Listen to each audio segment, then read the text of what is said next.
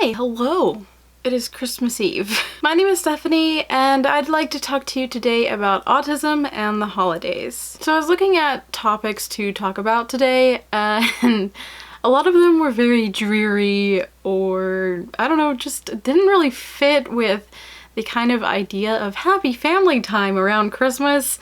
So I thought, you know what, let's just talk about autism and the holidays. Let me make it clear that all autistic people are different. We are all unique, and even within autism, all the little things present super differently per person, right? So again, these are just kind of general things and some things that I experience and some thoughts that I have.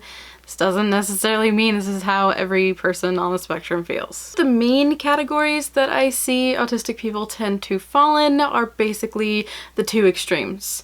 They love the holidays or they really can't stand them. Now, I honestly suspect that this comes down to things like routine and tradition.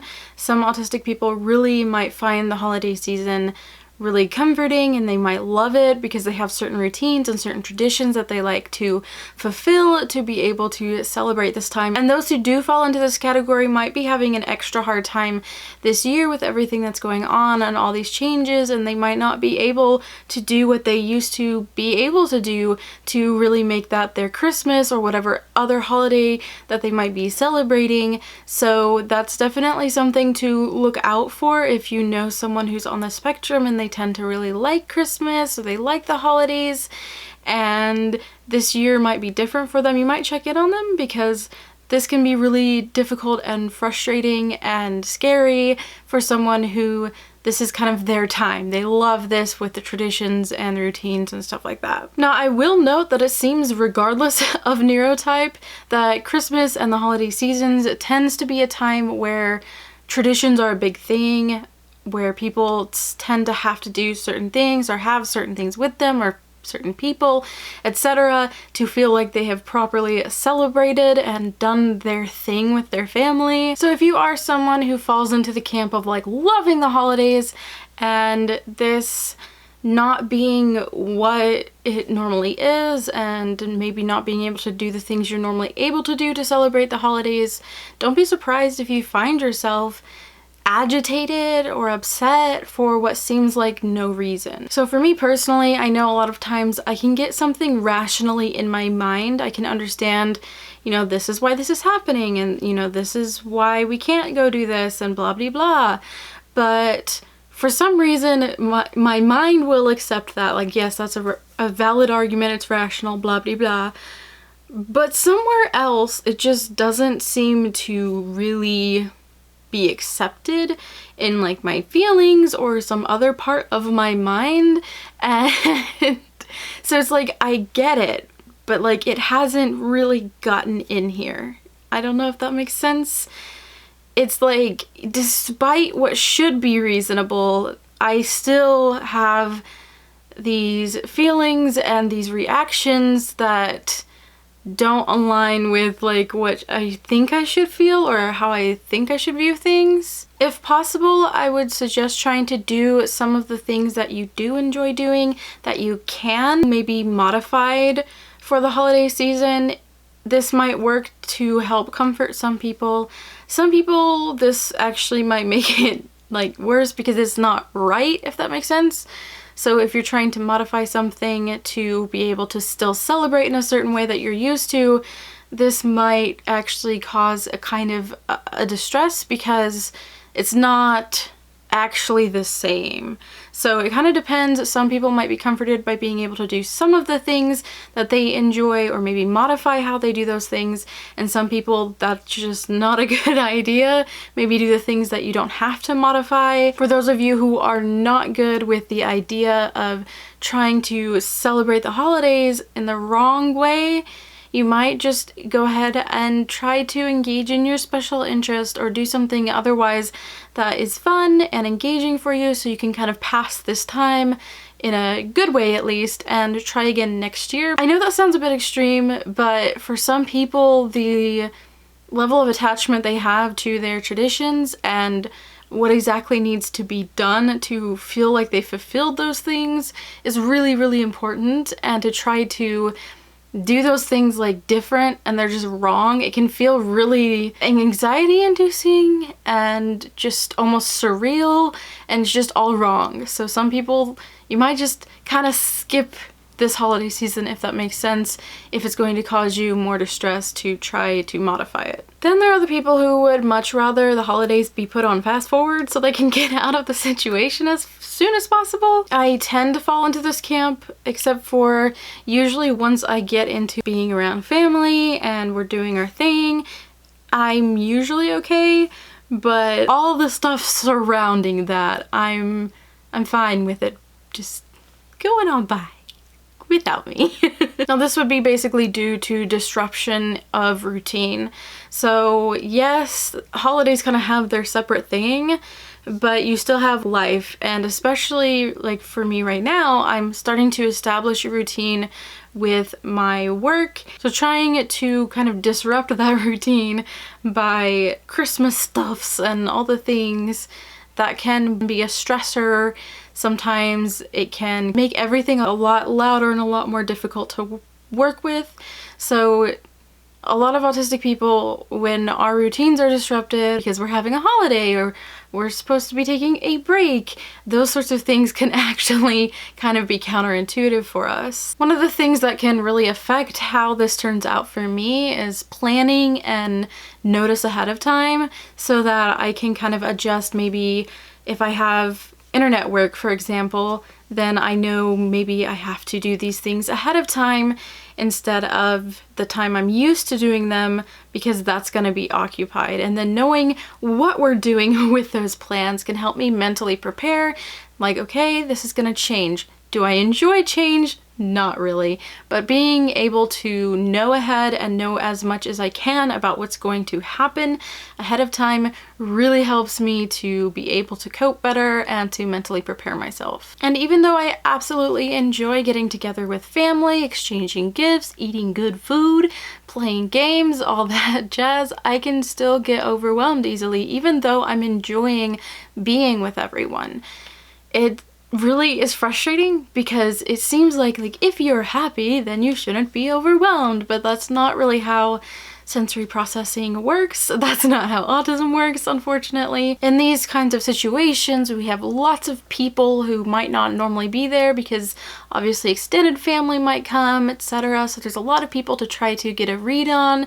There's expectations, both known and unknown. And of course, those unknown expectations are the absolute worst. And for me, it's really not predictable. I don't know, some people might have it down now when they can kind of figure out when they're gonna have a good time and when they're not.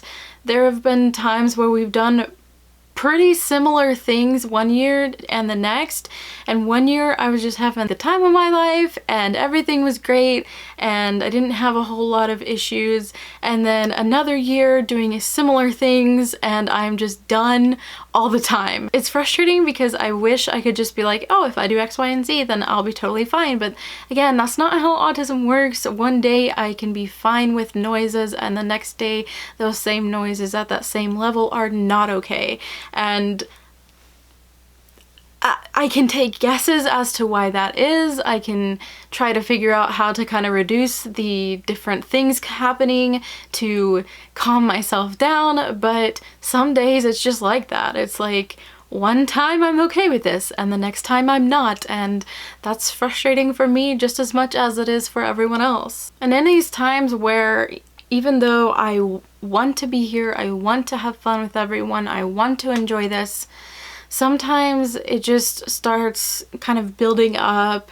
I have all these people around me and even visual things, like the bright wrapping paper. If it is nearby, sometimes it almost feels like it's closing in and almost giving a noise of itself. It's not like synesthesia or however you say that, where literally like one sense would trigger another sense. It's not quite like that, but it's the feeling of it like closing in, or like the same, almost like the feeling of something getting louder, and then sounds start kind of mixing together, and it starts to feel almost like you need to escape, and than, you know, like people talking who you love and somehow their voices are so annoying, and conversations that usually would like mildly amuse me infuriate me. It's so strange and it's so sad sometimes, because it's like I love these people and I want to be here, but this isn't working out. Like I need a time away. I need downtime in a quiet place for me to self-regulate, and it might take longer than what other people find acceptable. But if not, like, there's gonna be a reaction, because in my world all of this is happening, whereas to everyone else they're just like, oh, you know, we're just chilling, talking, here's some presents. So yeah, it's hard for people on the outside sometimes to understand why like one day it's fine and one day it's not. And recently I think I've been worse at being able to move into shutting down and instead move a lot more towards what could possibly become a meltdown. I don't think I've really had a full-blown meltdown, but I definitely have moved to very overt stims. Things like making noises and starting to like do the head things and the rocking that's more like violent. I don't know how else to say that. And spinning in circles. And all these things that seem rude, and honestly I'm sure some people are like, well, that's really rude to do, but you don't understand.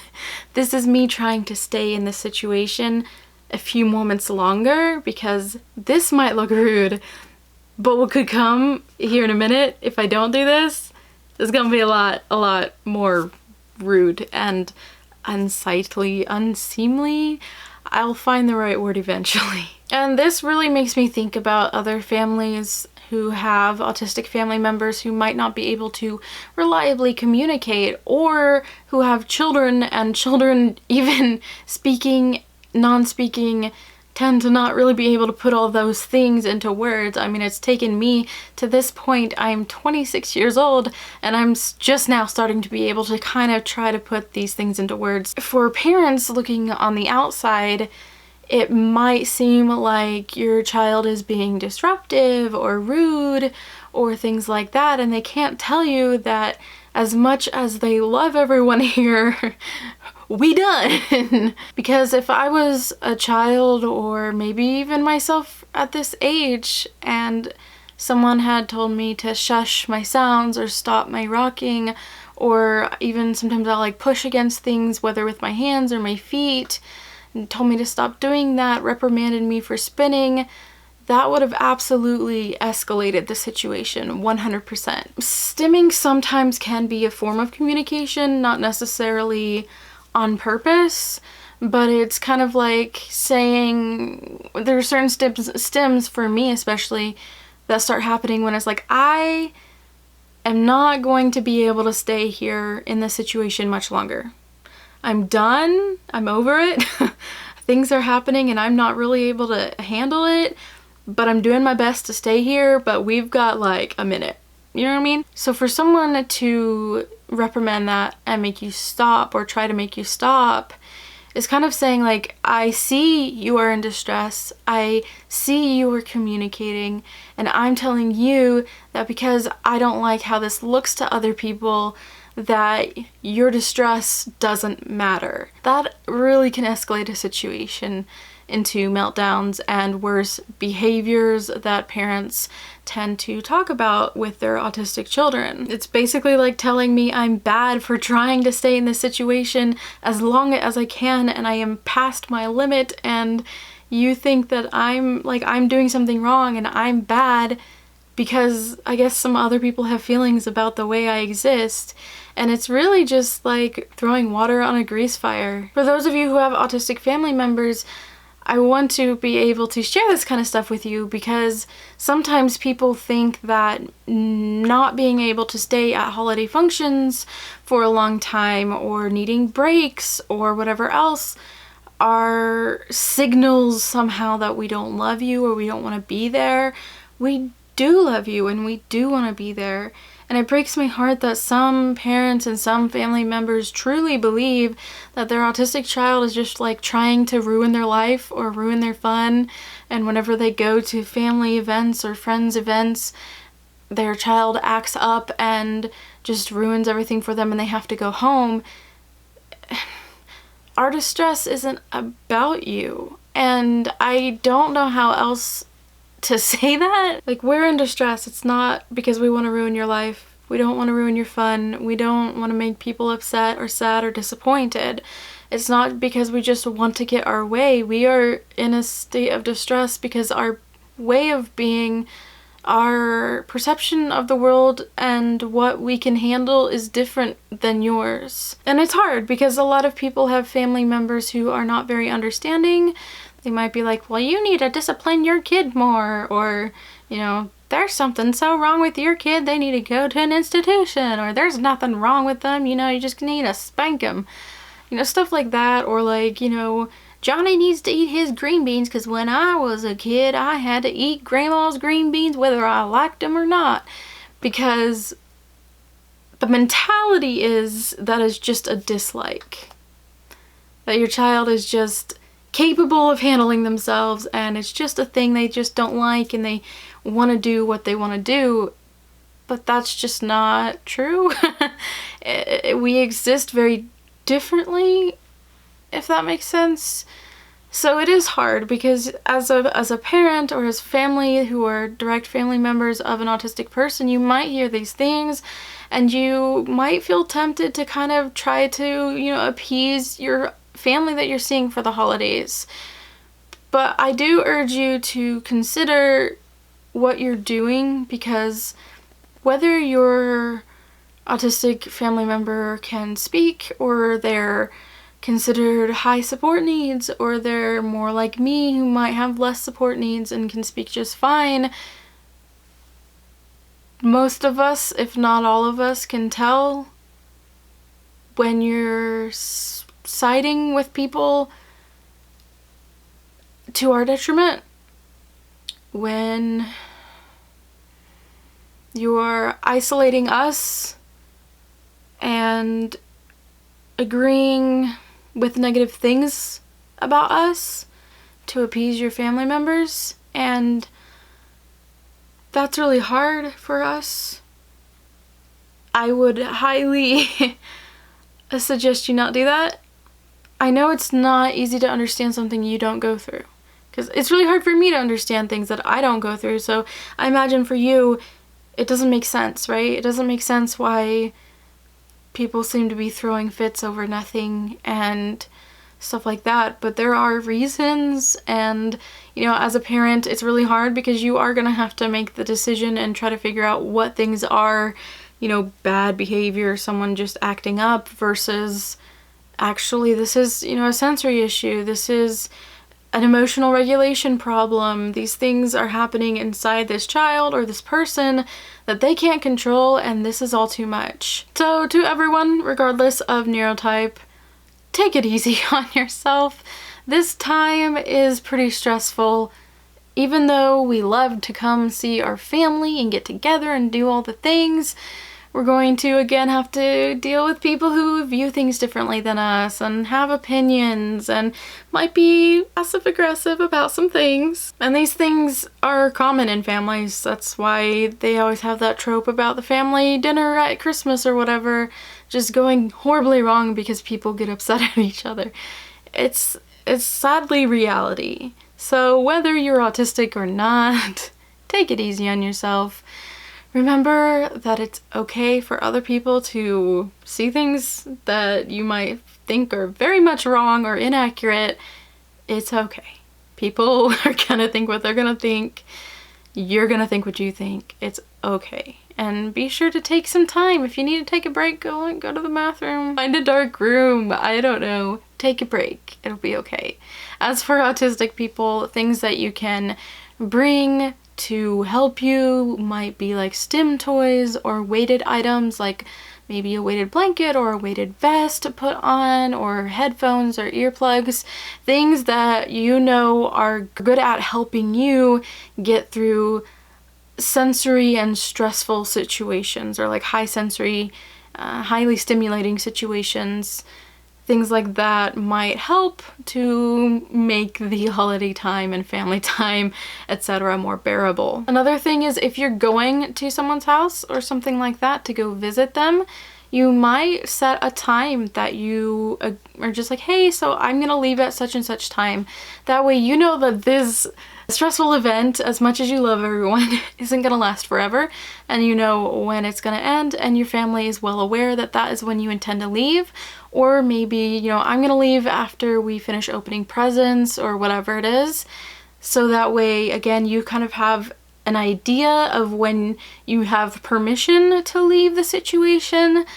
I know, of course, again, families are very different. They might not all love that idea, but it might be helpful for you to get through the situation without having meltdowns or overloads or anything like that. Hopefully, whether you love Christmas, the holidays, etc., or you would rather hide in your room until January, I hope that this holiday time is one that is filled with love. I know that many people are going through a lot of difficult things right now, changes, and in some cases separation and isolation, but I just want to remind you that that doesn't mean that you can't still express to people that you love and care about them during this time. Thank you so much for watching. I hope that you enjoyed it or found it useful. I was not expecting to get all sad sounding or whatever. My apologies. If you found this enjoyable, useful, whatever, you can hit that like button and let me know your thoughts about this in the comments below, whether that's your experiences with the holidays, what you like or don't like about the holidays, what helps you get through the holidays, etc. I want to hear it all. Just tell me it all. If you are interested in hearing autism related content from me, you can go ahead and hit that subscribe button. I upload to this channel every Thursday at 4 p.m. Central Standard Time. Thank you to everyone who supports me here on YouTube as YouTube members, my patrons over on Patreon, and a special thank you to my Spaz tier patron, Philip Noah. Thank you so much for watching. I hope that you're having a wonderful week.